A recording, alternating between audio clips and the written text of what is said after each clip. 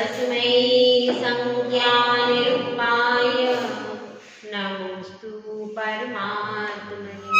पंच परमेश्वरी भगवान की जय।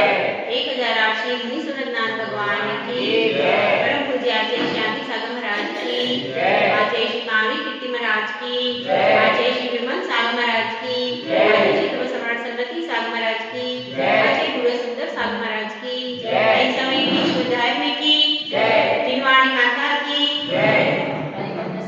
माता की जय।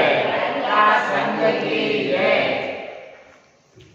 धर्म प्रेमी भव्यात्माओं, संसार में अपने पांव बढ़ाना बहुत आसान है, लेकिन संसार की कीचड़ से अपने कदमों को निकालना बहुत कठिन है।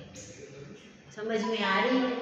कीचड़ में पैर डालना बहुत आसान है, 1 मिनट में आप डाल लोगे। कितना टाइम लगेगा? कितना टाइम लगेगा कीचड़ में पैर डालने? 1 सेकंड लगेगा और कीचड़ में आपका पैर। लेकिन अब उस कीचड़ को साफ करने में कितना टाइम लगेगा?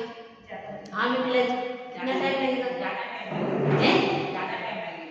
ज्यादा टाइम लगेगा और उसके लिए आपको पानी भी चाहिए, फिर रगड़ना भी चाहिए हाथों से। रगड़ने के बाद भी अगर कीचड़ चिकनी है तो रगड़ने के बाद आपको क्या करना पड़ेगा? उसको कुछ क्षार तत्व से उसको साफ भी करना पड़ता है, सोडा आदि से, तब जाकर के पांव बिल्कुल पहले जैसा हो पाए। होगा? टाइम लगेगा कि नहीं? और पैर डालने में कितना टाइम लगा? 1 सेकंड। इसी तरह से संसार की कीचड़ से जब अपन लिप्त होते हैं तो उस लिप्त होने में 1 मिनट का भी टाइम नहीं लगता, लेकिन उस कीचड़ को धोने में बहुत ज्यादा समय लग जाता है। जिस तरह से कर्म से लिप्त होने में समय नहीं लगता, 1 सेकंड में हो जाता है। जब अंजना सुंदरी कौन थी? पटरानी थी, पिछले भव। जब वह पिछले भवों में पटरानी थी और उसने प्रतिमा को, भगवान की प्रतिमा को पिछवाड़े में फिकवा दिया था, तो फिकवाने में कितना टाइम लगा?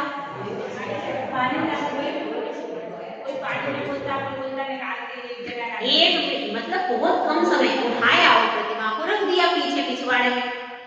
मंदिर से निकाली प्रतिमा और पिछवाड़े में रखने में कितना समय लगेगा? 5 मिनट, ज्यादा से ज्यादा। उसके घर महल के पिछवाड़े में तो फिकवाया था उसने, तो महल के पिछवाड़े में उसको लुकाने में कितना समय लगेगा? बहुत कम समय। बहुत कम समय। और फिर लेकिन उसके कारण जो 22 वर्ष का जो संताप झेला वो कितना ज्यादा था, कितना कठिन था उसको भोगना, और उसके कारण उसको कितनी तकलीफ हुई। जंगल में निकाल दी गई, माता पिता ने भी निकाल दिया। मतलब कर्म कैसा किया था उसमें? कर्म को करने में तो कुछ नहीं पता चला। वो गया उसने और फिर पिछवाड़े से प्रतिमा मंगवा भी ली, उसकी शुद्धि भी कर दी और विराजमान भी कर दी। ये सब हो गए, लेकिन इस सब में पिछवाड़े पर फिकवाने में और विराजमान करने के बीच का जो टाइम गैप था, उस 22 घड़ी के टाइम गैप में उसको 22 वर्ष तक ऐसी परिस्थिति उत्पन्न कर दी कि जंगल में जाकर के गुफा में उसको पुत्र का जन्म लेना पड़ा। कितनी परिस्थिति खराब हुई। तो ऐसी परिस्थिति किसकी हुई? अंजना सुंदरी की। तो ऐसी कठिन परिस्थिति क्यों हुई?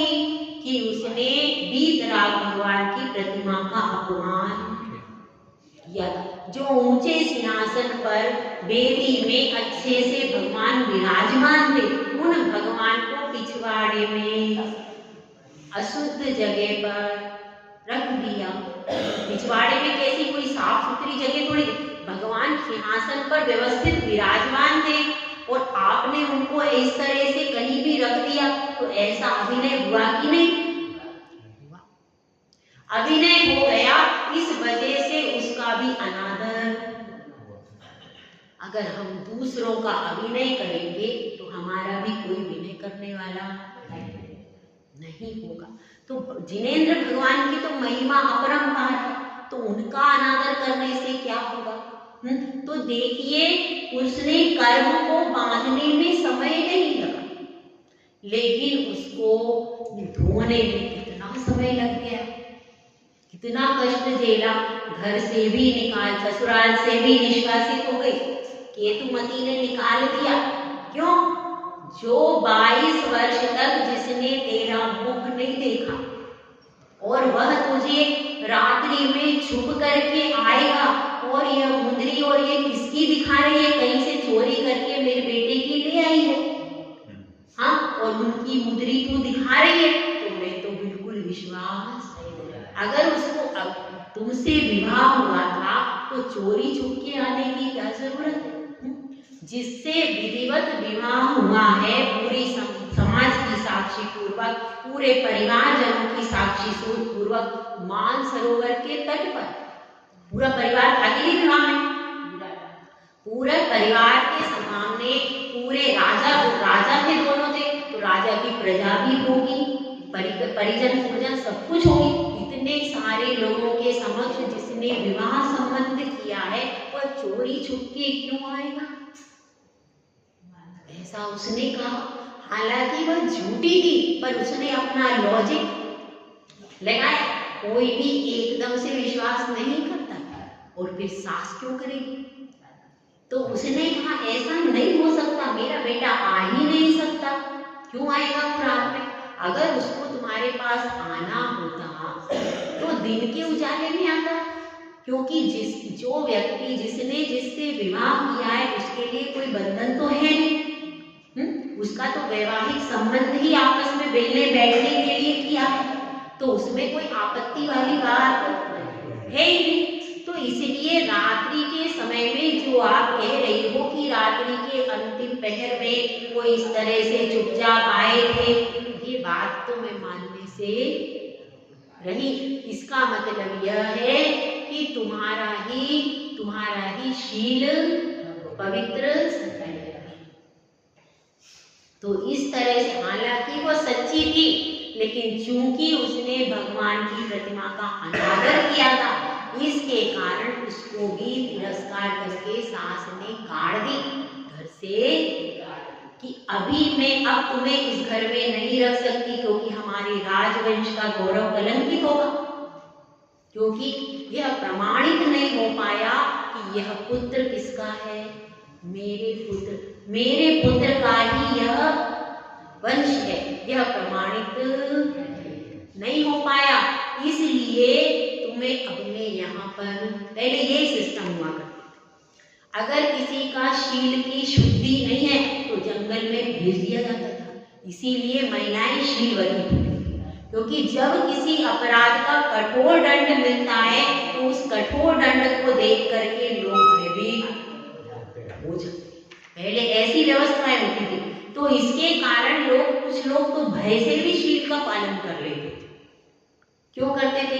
भाई अगर हम शील का पालन नहीं करेंगे तो प्रथम तो हमारे परिवार वाले ही घर से, दूसरे तो बात की चीज।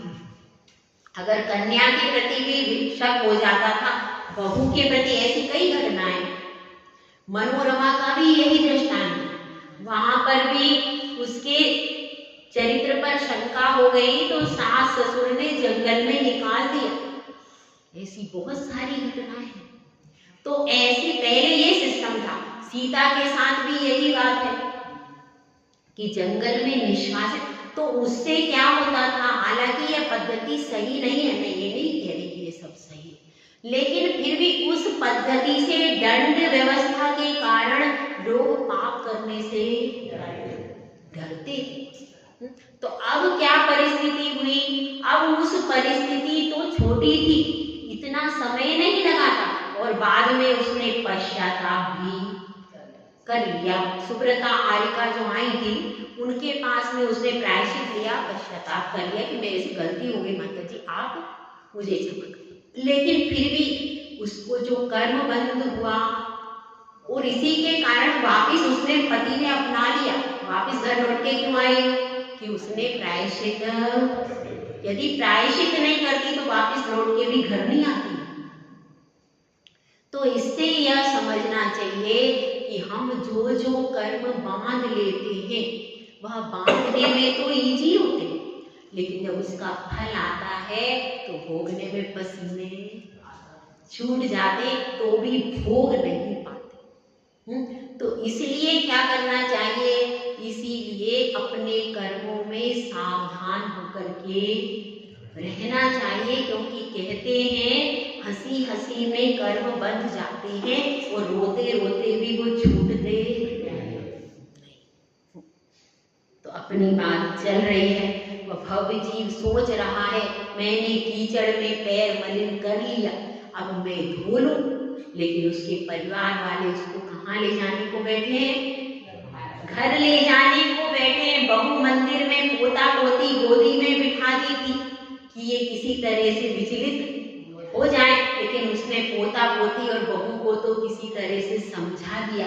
अब वे सारे परिवार वाले आकर के गुरुदेव के पास बैठ गए और गुरुदेव से कहते हैं कि गुरुदेव मौन खोलिए, हमें उत्तर दीजिए, हम उस प्रश्नकर्ता को लेने के लिए आए हैं जो आपकी सभा में उद्वेग उत्पन्न कर रहा है, उसको हमारे साथ में भेज दीजिए।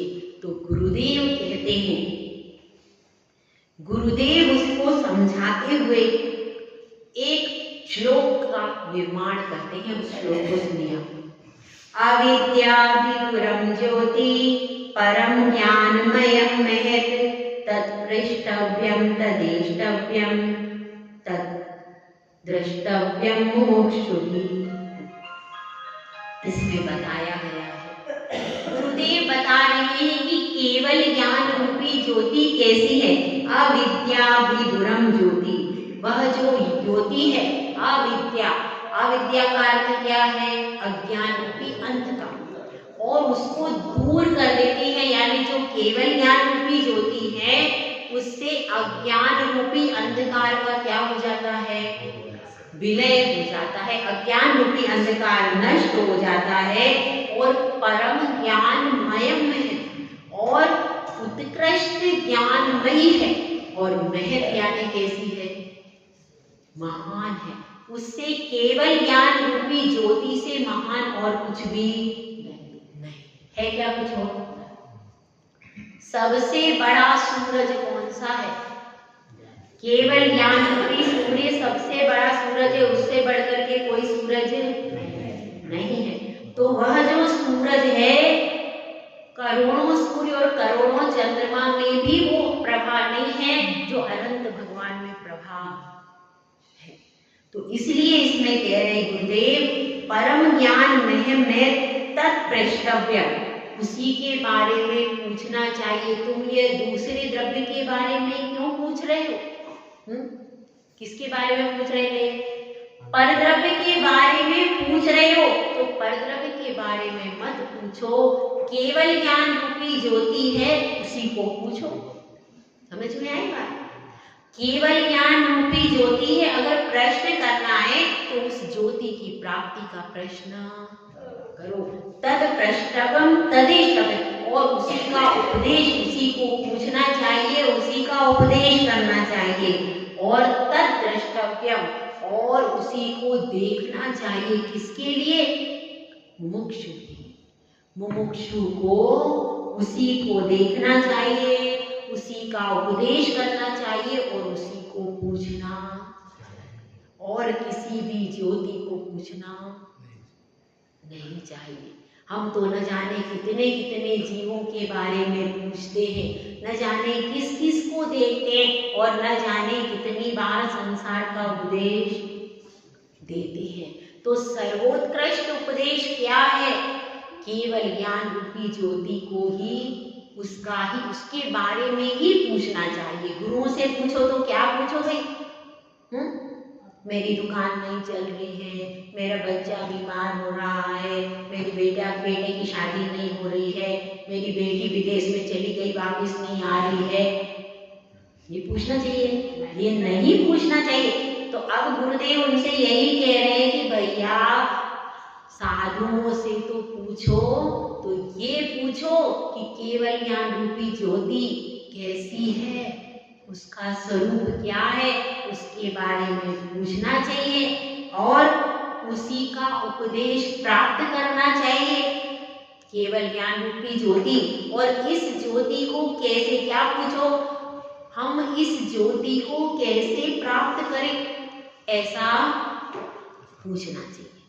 केवल ज्ञान रूपी ज्योति को हे भगवान, हे आचार्य भगवान, हम कैसे प्राप्त करें, यह प्रश्न आचार्य परमेश्वर से पूछना चाहिए। और क्या करना चाहिए, और उसी के उपदेश को सुनना चाहिए। किसको, जब आचार्य परमेश्वरी बताएं कि केवल ज्ञान रूपी ज्योति कैसे प्राप्त की जाती है, तो उस उपदेश को सुनना चाहिए। और तद द्रष्टव्यम, और उसी को देखना चाहिए। देखने योग्य अगर कोई वस्तु है तो केवल ज्ञान रूपी ज्योति है, उसी को जिनवाणी के माध्यम से देखना चाहिए। किसको, मुमुक्षु जीवों को उसी को देखना चाहिए। तो आप लोगों का प्रश्न कैसा हो गया, पर द्रव्य की बात तो गुरुओं से करना ही, ऐसा गुरुदेव ने समझाया। तो अब यह प्रश्न को सुनकर, श्लोक को सुनकर के सब लोगों ने यह अनुमान लगा लिया कि गुरुदेव तो परम विद्वान है, परम विद्वान है और उनको सब ज्ञान है। फिर भी वो अलग से जब पूछते हैं तो गुरुदेव कहते हैं कि हम अपने स्थान पर स्थित हैं, यह आपका विषय है और उस प्रश्नकर्ता का विषय है, हमारा विषय ही नहीं। समझ में आई बात? क्योंकि उनकी वहां संघ में अभी दीक्षा नहीं हुई, गुरु ने उसे कोई ना कोई व्रत दिया है। अगर व्रत भी दे दिया है तो संघ का ब्रह्मचारी हो सकता है, गुरुदेव उसके बारे में बोल सकते, रोक सकते, लेकिन अभी वो केवल सामान्य गृहस्थ है। क्या है? तो वह उनसे बातचीत करने का और प्रश्न करने का अधिकार उनके परिवार वालों को है कि नहीं है। इसीलिए गुरुदेव ने कहा कि आप उन्हीं से प्रश्नों का समाधान कीजिए। और वे फिर अपने कहाँ चले जाते हैं, फिर उस व्यक्ति के पास में जाते हैं और जा करके उनसे प्रश्न करते हैं। क्या प्रश्न करते हैं? उनसे यह प्रश्न करते हैं कि आप घर पर चलिए, घर में सब अव्यवस्था हो रही है और उस अव्यवस्था को व्यवस्थित कर दीजिए। तो वह कहता है, क्या कहता है वह भव्य जी, अनादिकाल से इस संसार की व्यवस्था को मैं व्यवस्थित करते करते खुद ही अव्यवस्थित हो गया। आप लोग व्यवस्थित है भैया, सब यहाँ खंडवा के लोग सब व्यवस्थित, कोई अव्यवस्थित नहीं है। तो हम तो खुद अव्यवस्थित हो गया। अब मैं अपने आप को थोड़ा संभाल लूं, फिर मैं आपके बारे में सोचूंगा। पहले मैं खुद तो समझाऊं, मेरे स्वयं के पैर अब लड़खड़ा रहे हैं, कषायों और विषयों की आंधी से घबरा रहा हूं, मैं खुद नहीं अभी समझ पा रहा, तो मैं आपको क्या संभालूंगा। तो इसलिए मुझे अभी यही शांति से रहने दो। मैं खुद जब मेरा मन शांत हो जाएगा तब मैं तुम्हारे बारे में सोचूंगा, क्योंकि अभी मैं तुम्हारे बारे में सोचने के लिए सक्षम नहीं। अभी मैंने अपनी कहानी शुरू की है, शुरू से। आप लोगों ने अपनी कहानी कभी शुरू की? अपनी कहानी शुरू की है। मैं सोच रहा था अनादिकाल से मैं निगोदिया की पर्याय में था, फिर वहां से 1 इंद्रिय, 2 इंद्रिय, 3 इंद्रिय, चतुरिंद्रिय, पंचेंद्रिय। भैया घड़ी नहीं दिख रही है? हाँ ठीक है। तो अब इस तरह से मैं पंचेंद्रिय तक की पर्याय मैंने प्राप्त की और उसमें भी संगी असंगी। उसके बाद बड़ी मुश्किल से नीच कुल में मनुष्य बन गया। बड़ी मुश्किल से जिन कुल में आया, अब मुझे बड़ी मुश्किल से ऐसे ज्ञानी ध्यानी गुरु मिले जिनको किसी चीज से कोई मतलब, सिर्फ वो अध्ययन करते हैं, अध्ययन और अध्यापन और अपना ज्ञान ध्यान तपोरक्तस तपस्वी सच प्रशस्यते। विषयाशा वशातीतो निरारंभो परिग्रह ज्ञान ध्यान तपोरक्तस तपस्वी सा। ऐसे तपस्वी गुरु मिल गए, ज्ञानी ध्यानी। अब मैं अपने आप को सोच रहा हूँ, मुझे विचार तो करने दो, पहले मैं अपने बारे में तो पूरा सोच समझ लूं, फिर तुम्हारे बारे में सोचूं। तो मुझे थोड़ा सा वक्त चाहिए, मुझे वक्त दो, मैं अपने बारे में कुछ सोच सकूं, कुछ समझ सकूं, कुछ निर्णय ले सकूं। जब मेरा निर्णय अपने बारे में कुछ हो जाएगा तो मैं तुमसे बात करूंगा, तुम्हारे बारे में सोचूंगा। तो अब वह कहती है, अम्मा जो गई थी, देखो बातों में मत बहलाओ, तुम कोई नियम नहीं लोगे, जे बस कह दो, का कह दो, तुम कोई नियम नहीं लेना और दीक्षा की भावना मत करना, बस इतना कह दो। फिर तुम ऐसे ही बने रहो, ऐसे बने रहो, ऐसे ही बने रहो। कुछ नियम व्रत वस्त्रों का, सफेद वस्त्र पहनने का नियम नहीं लेना, ब्रह्मचर्य व्रत नहीं लेना, कोई भी त्याग नहीं करोगे, कोई भी चीज का त्याग नहीं करना है। ऐसा तुम नियम लो तो मैं तुम्हें छोड़ के जाऊंगी। तो वह कहते हैं, मेरा अभी कुछ मस्तिष्क का ठिकाना ही नहीं, मैं कैसे कह दूं कि मैं ये नियम लूं कि ये नियम नहीं लूं। क्या पता मेरे वैराग्य के परिणाम हो जाए और क्या पता मेरा मरण हो जाए तो तुम मुझे बचा लोगे क्या? मेरा किसी भी क्षण मरण हो जाए तो क्या तुम मुझे बचा लोगे? तुम मुझे बचा सकती हो क्या?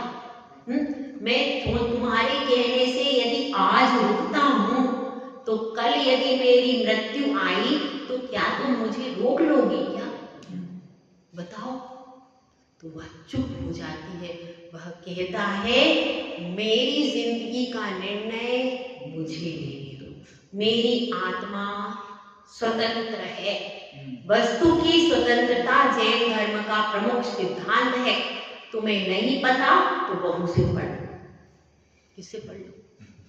बहू से पढ़ लो। वस्तु की स्वतंत्रता, हर वस्तु यहाँ पर स्वतंत्र है। हर वस्तु अपने किए गए कर्म का ही फल हम भोगते हैं। इसलिए अब मुझे अपनी सुधि आई है तो मुझे पहले सोचने दो, मुझे क्या करना है क्या नहीं करना। मैं तुम लोगों से नहीं पूछूंगा, मैं तुम्हारा स्वामी हूं, तुम मेरे स्वामी नहीं हो। मैं इस घर का हेड हूं, तो हेड अपना निर्णय खुद करता है, दूसरे उसका निर्णय नहीं करते। अपनी सत्ता को स्वयं पहचानना चाहिए। तो इस तरह से वह क्या कहता है, सबको चुप कर देता है और कहता है, मेरा निर्णय क्या होगा मैं आपको सूचना जरूर दूंगा, लेकिन पहले निर्णय तो होने दो। अभी तो मेरा कोई निर्णय नहीं, ना मैंने कोई नियम लिया है, ना मैंने कोई डिसाइड किया। मेरा जब निर्णय होगा तब आपको सूचना दी जाएगी। अभी मैं क्या कदम उठाऊंगा ये मुझे खुद नहीं पता, तो मैं क्यों कहूं मैं किसी नियम से बनूंगा, कोई आपका सजेशन मैं मानूंगा, ऐसा मैं नहीं कह सकता। तो सब लोग क्या हो जाते हैं, चुप हो जाते हैं और सोचते हैं अभी अपन थोड़े दिन रुकते हैं। और फिर वो वहां पर तीर्थ क्षेत्र पर बैठे थे तो उन्होंने सोचा अपन 2-4 दिन यहीं पर रुक जाते हैं और फिर आचार्य परमेष्ठी के बाद में अकेले में जाएंगे और कुछ विशेष चर्चा करके उनको प्रेशराइज करेंगे। ऐसे विचार से वो लोग वहीं पर रुक जाते हैं। और यह गुरुदेव समय